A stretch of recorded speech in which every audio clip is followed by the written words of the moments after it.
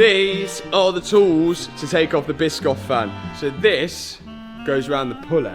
The Viscous fan actually rotates all the time with the engine, which keeps the engine constantly cool.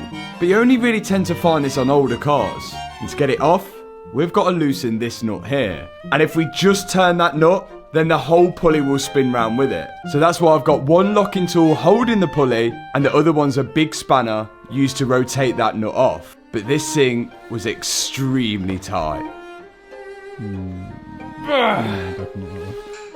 We tried everything. We even questioned whether we was doing it the right way. And looking online, apparently a lot of people struggle with the same thing. This thing is so tight, we're having to go for an air chisel. What they tend to use is an air chisel to get it off. Which still wasn't working. It's ridiculous, isn't it? We tried heat and the air chisel again, but still it wasn't budging. We questioned whether the impact of the crash had actually knocked it on harder or something along those lines, but nothing could explain how tight this was. In the end, we ended up drilling through the nut to try and release the tension. And that actually seemed to work. Yeah, yes. That's loose.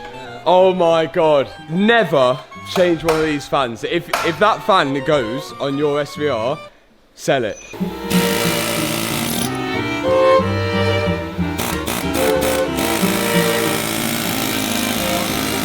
And whilst we was working away at getting that off, the guys from the body shop arrived. Because this dent in the roof at the back wasn't going to fix itself. More hammering was needed. The guys' plan here was to knock the dent out as best they could to try and get back the shape of the roof.